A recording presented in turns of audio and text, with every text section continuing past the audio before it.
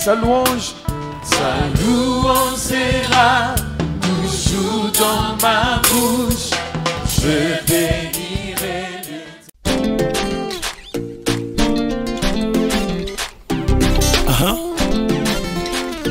Parfois ne regarde ni à gauche ni à droite, ni devant ni derrière. Regarde vers le ciel. Les secours qui ne manquent jamais. Yes. Mon Dieu a dit, je ne mourrai pas, je vivrai. Oh, il a parlé, je ne mourrai pas, je vivrai. Oh, avec Jésus, je ne mourrai pas, je vivrai. Oh, il a parlé, je ne mourrai pas, je vivrai. Oh, il y a un Dieu dans les cieux. Il y a un Dieu dans les cieux. Ah, il y a un Dieu dans les cieux. Oh. Il y a un Dieu dans les cieux. Quand tout est noir sur ma route, quand je me perds et que je doute, je lève mes mains et je déclare, il y a un Dieu dans les cieux. Celui qui descend jusqu'à la tombe pour sauver tous ceux qui tombent, le seul vrai secours des hommes. Il y a un Dieu dans les cieux, le tout-puissant Dieu insondable, admirable et incomparable, Saint d'Israël, Dieu adorable. Il y a un Dieu dans les cieux. Oh, il y a un Dieu dans les cieux. Il y a un Dieu dans les cieux. Quand il se lève, tout se relève. Il y a un Dieu dans les cieux. Oh, Adonai, le Dieu de la Bible. Il y a un Dieu dans les cieux. Oh, il abaisse et il relève. Il y a un Dieu dans les cieux. Oh, il y a un Dieu dans les cieux. Oh, il y a un Dieu dans les cieux.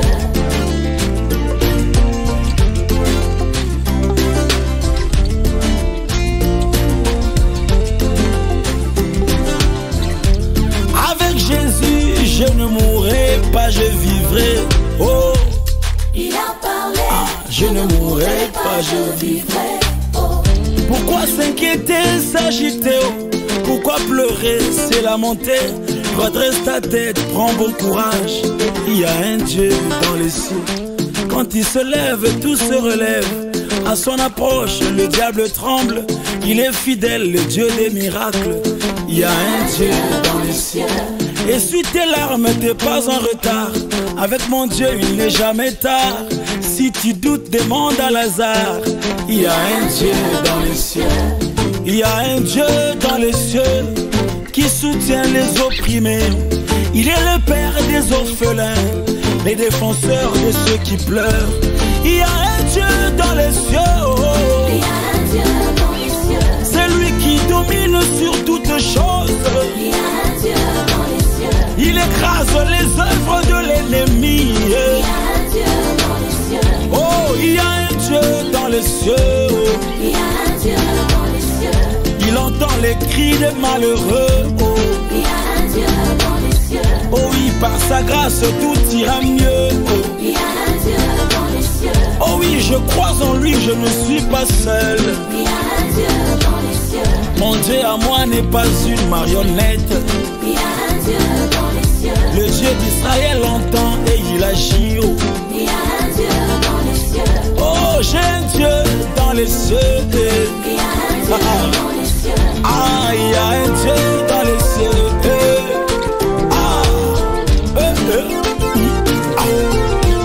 Les uns se confient à leurs chars, les autres à leurs chevaux. Mais moi je me confie à l'Éternel.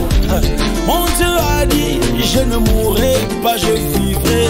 Oh, il a parlé. je ne mourrai pas, je vivrai. C'est vrai. Il y a un Dieu dans les cieux. Il y a un Dieu dans les cieux. Oh. Il y a un Dieu dans les cieux.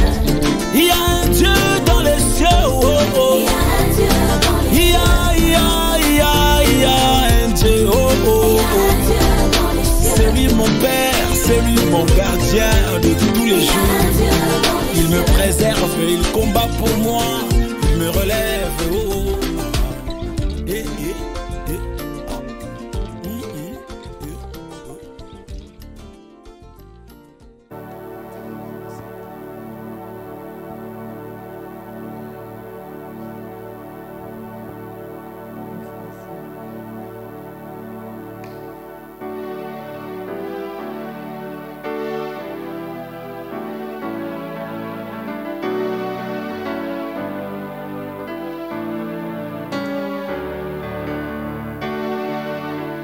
Éternel, nous venons te recommander ces moments de partage de la parole. Instruis et change-nous, ô Dieu. Que ta parole trouve la place dans nos cœurs. Que ta parole nous relève et nous restaure. Que ta parole nous enseigne. Et que cette parole, ô Dieu, fasse de nous tes véritables disciples. Au nom puissant de Jésus, nous avons ainsi prié. Amen.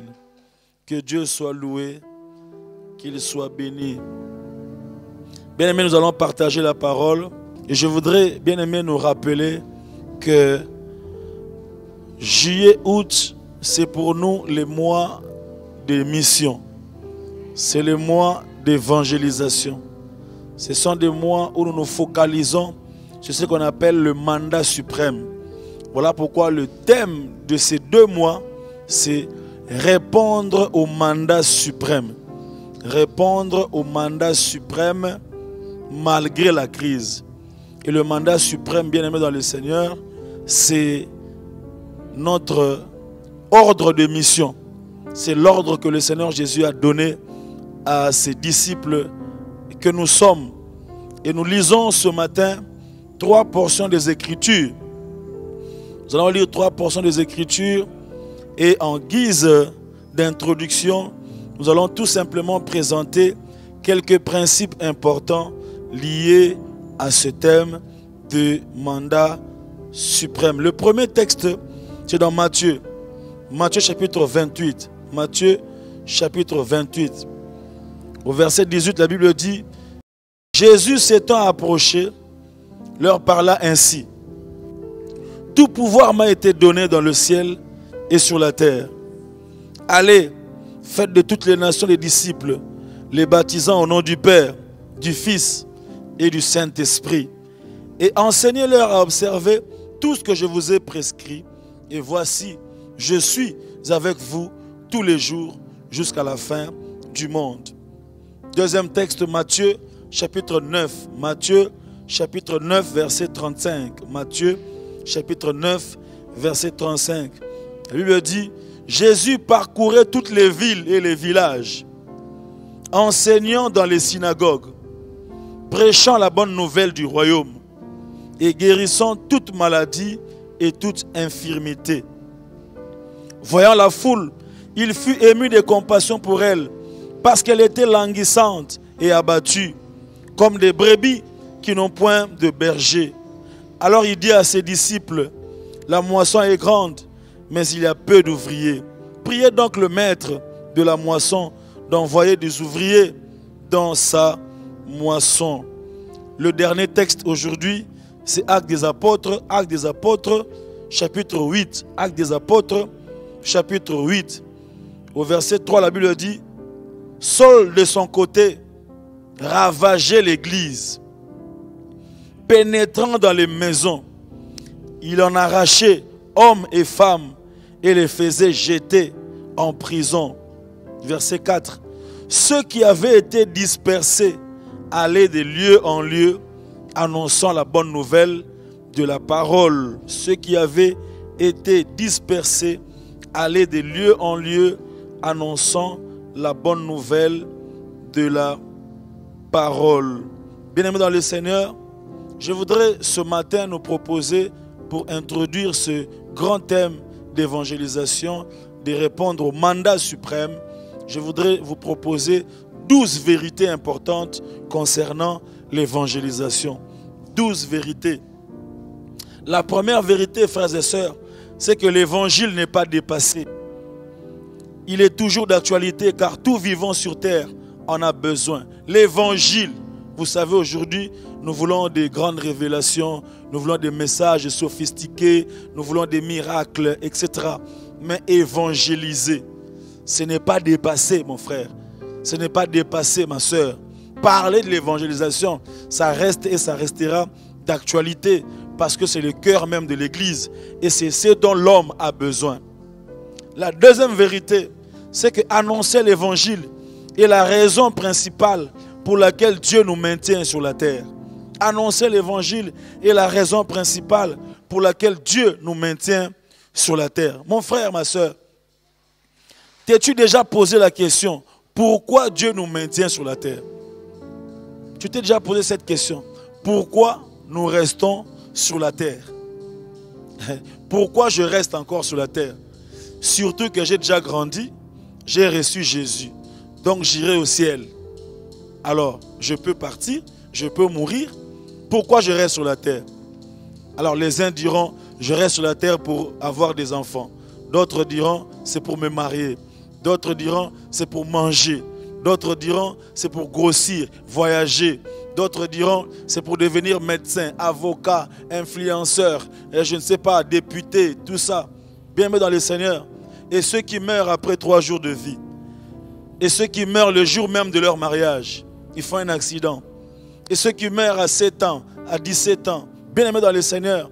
La raison pour laquelle Dieu te maintient et il me maintient sur la terre après avoir reçu Christ, après avoir été sauvé, c'est pour que par nous, l'œuvre du salut puisse continuer au travers de l'évangélisation.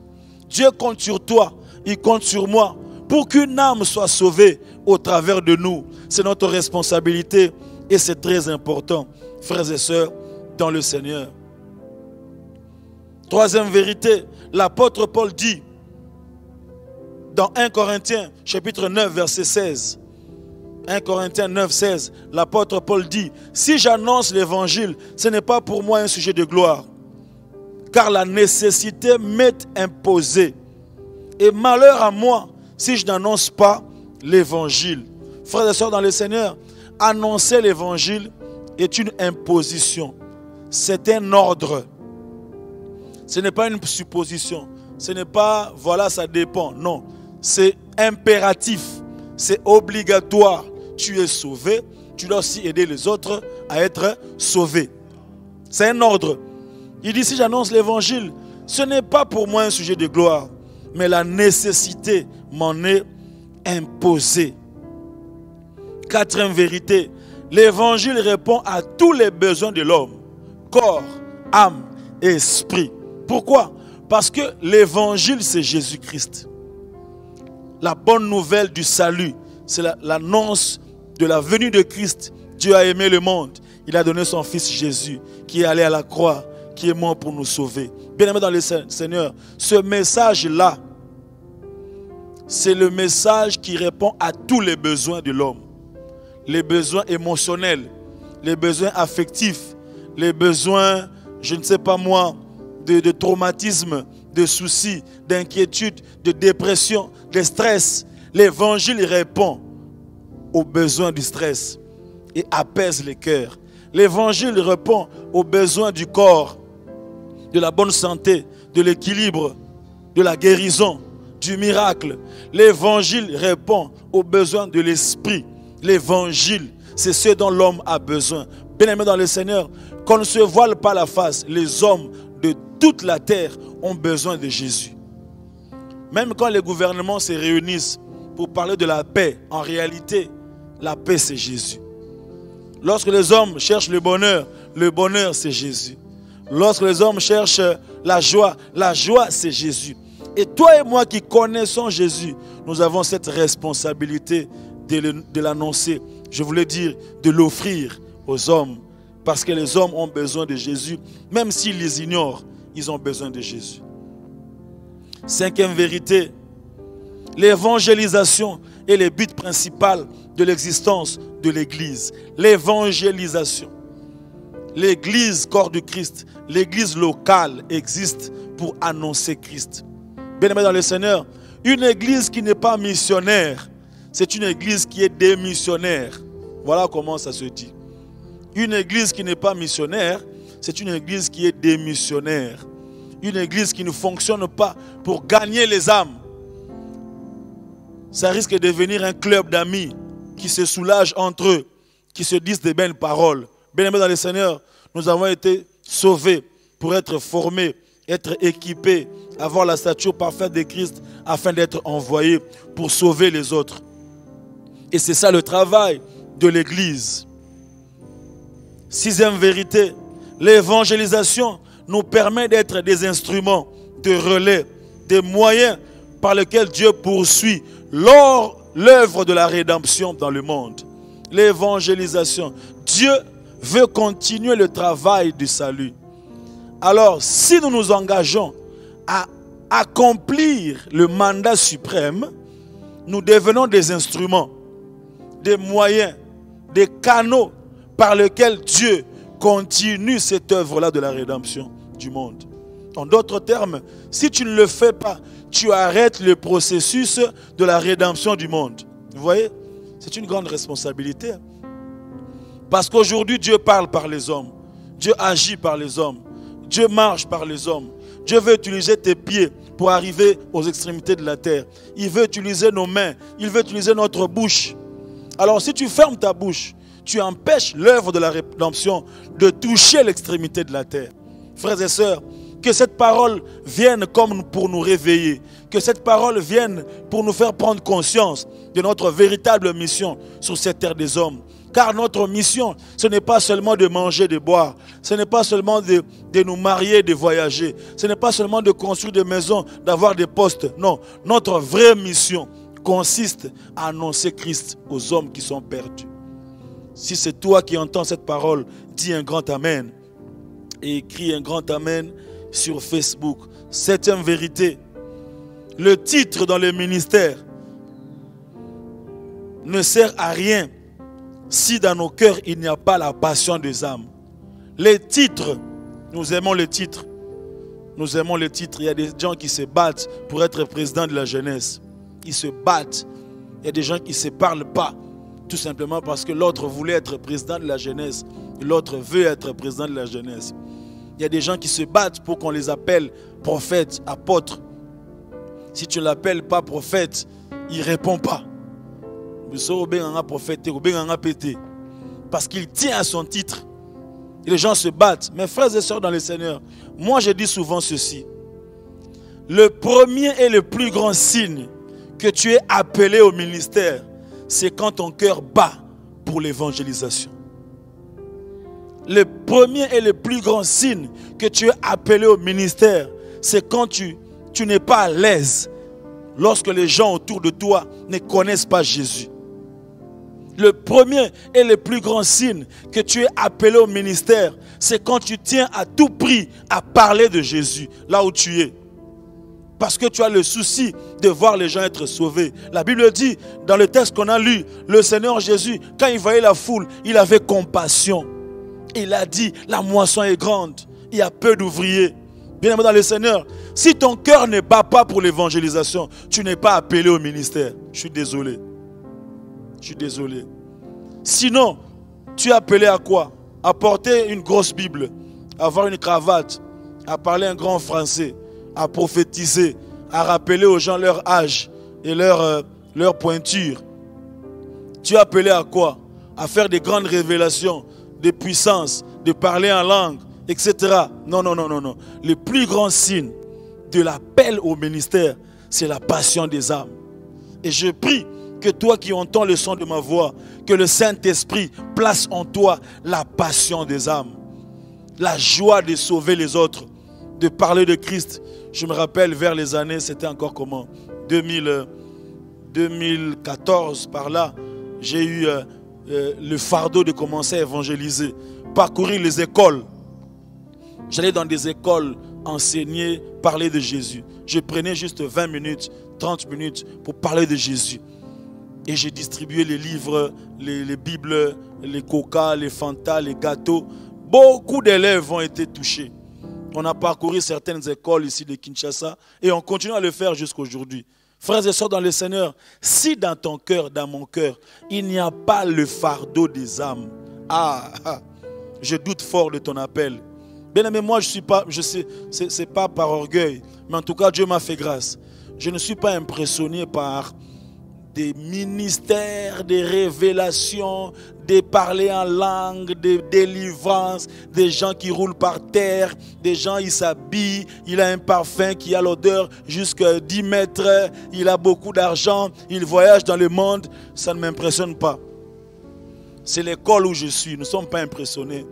Nous sommes impressionnés par un cœur qui est capable de descendre de sa Jeep pour rentrer dans une rue et de s'asseoir dans un ébonga pour parler de Jésus à une famille. là, je suis touché. Bien-aimés dans le Seigneur, toi et moi, nous sommes les missionnaires en ce temps de la fin. Réveillons-nous pour parler de Jésus.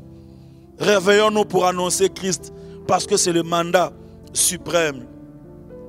8e vérité, quel que soit le service que tu rends à l'église locale, ta vraie mission principale consiste à annoncer l'évangile de Christ aux hommes et les réconcilier avec Dieu. Quel que soit le service que tu rends à l'église. Vous savez, frères et sœurs, il y a des gens qui disent ces choses-là d'évangélisation, c'est pour ceux qui sont dans la commission d'évangélisation. Nous sommes des intercesseurs. D'autres disent, nous sommes à la technique. Nous sommes des choristes d'évangélisation, ce n'est pas nous. Bien-aimés dans le Seigneur, notre mission principale, d'abord, c'est l'évangélisation. Je prie qu'un choriste soit choriste évangéliste, caméraman évangéliste, batteur évangéliste, protocole évangéliste, intercesseur. Tu ne peux pas être chrétien et laisser les gens autour de toi ne pas connaître Jésus. Tu as un ami, un meilleur ami, ça fait 20 ans que vous êtes ensemble. Tu le vois ou tu la vois aller à gauche, à droite. Tu ne lui parles pas de Jésus. Et tu dis non, c'est sa vie. Il va déranger. Non, non. S'il y a une raison pour laquelle tu peux déranger quelqu'un, c'est en lui parlant de Jésus. Parce que le jour où il va se convertir, il va goûter aux fruits du royaume. Il viendra te dire merci. Beaucoup de chrétiens, frères et sœurs, il y a des gens qui vont se fâcher contre nous à la porte du ciel. Parce qu'ils diront, nous étions avec toi. Tu étais mon collègue de service. Tu étais mon ami. Tu étais mon voisin du quartier. Tu étais mon cousin, ma cousine. Tu étais ma tante. Tu étais mon neveu. Tu étais mon oncle. Pourquoi tu ne m'as pas parlé de Jésus? Je prie que ce matin, au son de ma voix, celui qui entend ma voix et qui a reçu Christ, qu'il puisse se lever et qu'il puisse accomplir l'œuvre de la rédemption. L'Éternel est avec toi, ça marchera au nom de Jésus.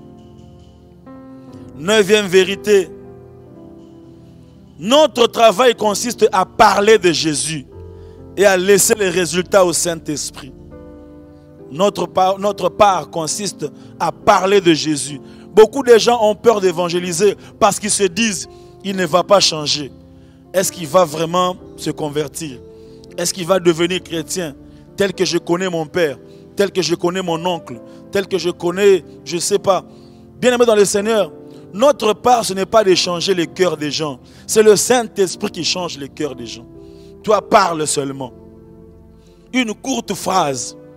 Tu dis à quelqu'un, Jésus t'aime, il a besoin de toi. La vie que tu mènes ne t'amènera à rien. Seul Jésus peut te combler. Si tu le reçois dans ton cœur, ta vie va changer. Et puis c'est fini. Le Saint-Esprit prendra ces quelques paroles. Il va l'imprimer dans le cœur de la personne. Il ne sera plus à l'aise. La nuit comme le jour, le matin, à midi, il va écouter et réécouter cette parole. Et un jour, ça travaillera dans son cœur. Ce n'est pas à nous de changer le cœur. C'est le Saint-Esprit qui change les cœurs. Notre travail consiste à parler et à parler de Jésus. 10e vérité. Beaucoup nous sommes dégoûtés de la vie parce que nous ne vivons pas pour accomplir le mandat suprême. Beaucoup nous sommes dégoûtés de la vie. Nous sommes désespérés parce que nous ne vivons pas pour accomplir le mandat suprême. En d'autres termes, la mission donne un sens à notre vie sur cette terre. Servir Dieu, servir pour accomplir le mandat suprême, ça donne un sens à notre vie sur la terre. Bien-aimés dans le Seigneur, si on enlève Dieu, on enlève les choses de Dieu, la vie sur terre n'a pas de sens. Parce que même les milliardaires, certains milliardaires se suicident. Pourquoi un milliardaire se suicide? Parce qu'après avoir compté l'argent, après avoir acheté des châteaux, après avoir eu des voitures, il se rend compte que la vie, ça n'a vraiment pas de sens en fait. Des stars qui sont connues, des vedettes de partout, mais on le retrouve dans sa chambre, overdose de drogue, il est mort. Pourquoi? Parce qu'après avoir été devant les caméras, il rentre seul dans sa chambre. Le vide là reste toujours. Bien-aimé dans le Seigneur, sans Dieu, sans servir Dieu, la vie sur terre n'a pas de sens. C'est pourquoi je dis à quelqu'un, si tu commençais à être dégoûté de la vie, si tu commençais à désespérer, si tu commençais à trouver que la vie est fade, les jours se succèdent, ça n'a plus de contenu, lève-toi, commence à parler de Jésus. Lève-toi, commence à accomplir le mandat suprême. Lève-toi, commence à exercer ta mission. Tu trouveras le sens de la vie. Tu trouveras une joie dans ton cœur. Tu trouveras que tu es utile à quelque chose. Des gens commenceront à témoigner et dire, si je suis chrétien aujourd'hui, c'est grâce à cette sœur-là. Si je suis aujourd'hui chrétien, c'est grâce à ce frère-là. Tu trouveras de l'utilité, de la raison pour laquelle tu es sur cette terre des hommes. Si c'est toi, que Dieu te rende capable ce matin au nom de Jésus. Bien-aimé dans le Seigneur, je termine avec l'avant-dernière vérité par rapport à l'introduction sur ce grand thème de répondre au mandat suprême. 11e vérité, tous ceux qui étaient bénis et qui ont marqué l'histoire de la Bible ont été des missionnaires de Dieu. Tous ceux qui ont marqué l'histoire de la Bible ont été des missionnaires. Quand Dieu vient dans la vie de quelqu'un, c'est pour l'envoyer en mission. Et la mission consiste toujours à ramener le peuple vers lui. Quand Dieu vient dans la vie de Gédéon, il lui dit, tu es un vaillant héros, je t'envoie en mission. Quand il vient dans la vie d'Abraham, il dit, quitte la maison de ton père, va dans le pays que je te montrerai. Je t'envoie en mission. Les familles de la terre seront bénies en toi. Quand il vient dans la vie de Joseph, il dit, tu travailleras en Égypte et par toi, le salut viendra. Et même ta famille viendra trouver du refuge parce que je t'envoie en mission. Lorsqu'il suscite Moïse, il l'envoie en mission. Il dit, va dire à Pharaon, libère mon peuple. Qui encore? Donne-moi le nom d'un héros de la Bible. Je te donnerai sa mission. Tu veux être un héros. Tu veux marquer ton temps et ta génération. Voici notre mission. Nous sommes le sel de la terre. Nous sommes la lumière du monde. Nous sommes là pour apporter l'évangile qui sauve. C'est la meilleure mission de tous les temps. Rejoignez-nous dans cette barque de la mission en ce temps de la fin. Parlons de Jésus aux jeunes, aux mamans, aux papas, aux vieillards. Parlons de Jésus. Parlons de Jésus. Parlons de Jésus. La dernière vérité ce matin, celui qui défend la vérité sera toujours supérieur dans sa génération. Celui qui défend la vérité sera toujours supérieur. Voilà pourquoi dans la vie, il faut toujours tout faire pour être du côté de la vérité. Si tu es du côté de la vérité, même si on t'étouffe, même si on te méprise, même si on t'écrase, tôt ou tard, tu finiras par sortir parce que la vérité finit par triompher. C'est pourquoi ce jour-là, ils ont tué la vérité. Ils ont enseveli, enterré la vérité. Mais après 3 jours, la vérité est sortie du tombeau parce que la vérité a toujours été supérieure. Bien-aimé, celui qui travaille dans le mensonge, dans les magouilles, dans la corruption, tôt ou tard, il finit par perdre. D'une manière ou d'une autre, ils finissent par perdre. Et voilà pourquoi je t'invite à rejoindre cette équipe de missionnaires qui annoncent la vérité. Malgré la crise, annonce la vérité. Dans les jours qui viennent, nous entrerons en profondeur sur comment évangéliser pendant la crise. Et tu verras que la crise est un bon moment pour l'évangélisation.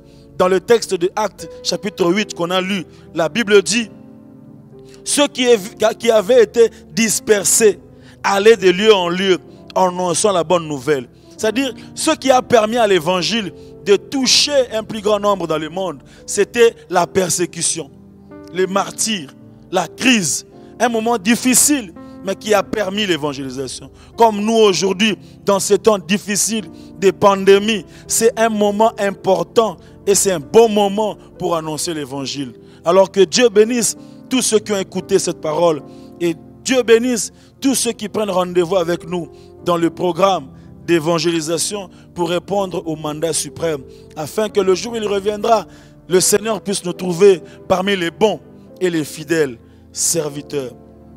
Père, merci pour ta parole ce matin. Merci Seigneur de nous introduire dans cette barque de la mission. Merci Seigneur de nous rappeler ces choses importantes et utiles pour notre destinée. Équipe mon frère, équipe ma soeur, afin qu'en ce temps de la fin, nous soyons des missionnaires qui vont annoncer Christ dans le nom de Jésus-Christ. Nous avons ainsi prié. Amen. Gloire à Dieu, acclame le Seigneur. Si tu as été béni, acclame, acclame, acclame, acclame. Et nous sommes arrivés à la fin de notre culte. Ne pars pas encore, ne quitte pas encore le live rapidement parce que nous voulons offrir au Seigneur. Nous avons nos numéros qui sont là. Pour ceux qui sont au Congo, en RDC, nous avons Orange Money, nous avons Airtel Money, nous avons M-Pesa, des numéros qui sont en train de s'afficher. Envoyez votre contribution, vos offrandes. Le Seigneur ne manquera pas de vous bénir. Et pour ceux qui sont très loin, qui voudraient faire un transfert, nous avons le nom de notre sœur qui est chargée de ça. Yudi Yokadi Pangu. Yudi Yokadi Pangu. C'est par elle que vous pouvez nous faire parvenir vos dons, vos offrandes. Le Seigneur ne manquera pas de vous bénir. Nous voici à la fin. Nous rappelons à tous les membres de Souffle de Vie que nous avons des séances de prière pour chaque commission. Rejoins ta commission. Chaque commission a 1 heure de prière dans la semaine, ici à l'église. Et donc si tu as été affaibli ou tu n'as pas été présent, rejoins ton programme pour que nous puissions ensemble continuer l'œuvre de Dieu. Que le Seigneur vous bénisse. Rendez-vous mardi, toujours dans nos pages, vendredi et puis dimanche prochain. Dans le nom puissant de Jésus, nous levons nos mains, nous déclarons, oui, le bonheur et la grâce m'accompagneront tous les jours de ma vie et j'habiterai dans la maison de l'Éternel jusqu'à la fin de mes jours. Au nom de Jésus, Amen.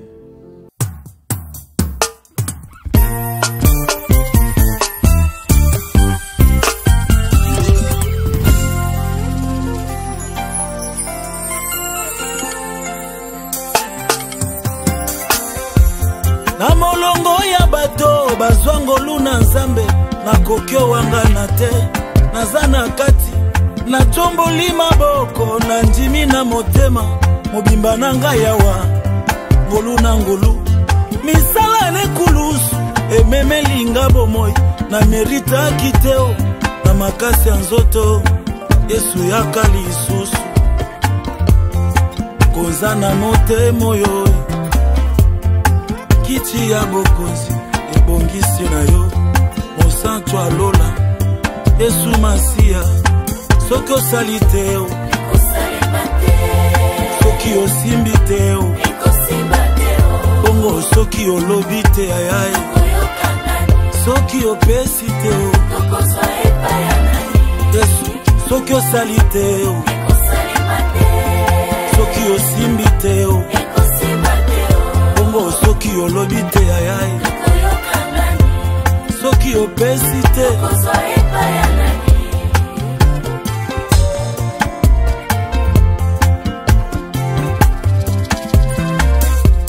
na molongo ya bato bazwangolu na nzambe na kokyo wanga na te naza na kati na tomboli maboko na ndimi na motema mobimba na ngai awa ngolu na ngolu misala ne ekulusu ememelinga bomoi na merita kiteo na makasi ya nzoto Yesu yaka lisusu konza na motema oyo kiti oyo ya bokonzi ebongisi na yo monsantu alola Yesu na ngai soki osali te ekosalema te soki osimbi te ekosimba te soki olobi te tokoyoka soki opesi te yango nazobika na bolingo Nzambe nazobika na bolingo Nzambe nazobika na bolingo Nzambe ayo nazobika na bolingo Nzambe pema nazopema eza bolingo Nzambe bongo makasi ya nzoto bolingo Nzambe sekele ya esengo nanga bolingo Nzambe sekele ya libota nanga bolingo Nzambe refrain ya loyembo nanga bolingo Nzambe resume ya mateya nanga bolingo Nzambe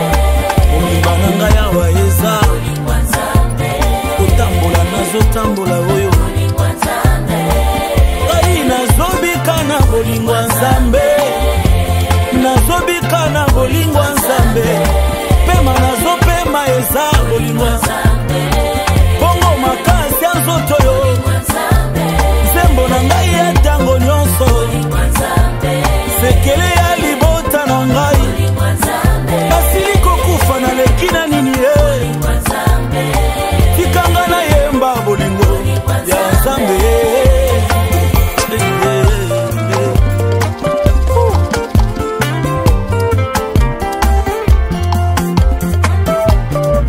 Bible eza koloba nini oza na yango euti epai na Nzambe te, soki ozondima ete nyonso oza na yango na oyo ezali euti epai na Nzambe, yemba refrain na biso simba motema bolingo ya Nzambe. Ngai nazobikana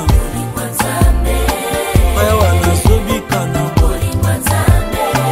sante ya bana na ngai oyo diplome te mayela campus te o komona kotambola koyoka ye bamiracle kouta na lola. Ngai nazobikana bolingo ya Nzambe, ngai nazobikana bolingo ya Nzambe, nalamuki na tongo na yembi bolingo oyo, midi ebeti ngai oyo na yembi bolingo oyo, na butu na kolala se na bolingo ya Nzambe. Asalinga bolamu mingi ye, mabe nasala basusu bakufa nango, obatelinga na futi yo nini ye, tika na yemba nzembo ya motema, naloba oza malamu mpo na ngai,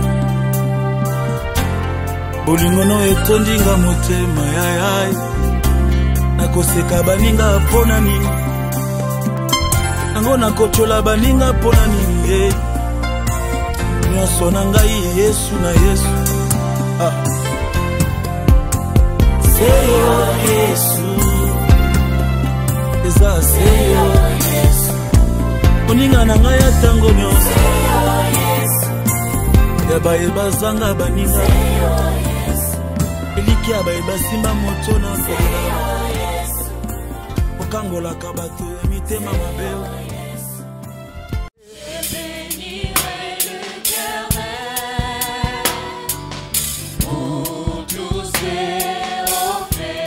Sa louange, sa louange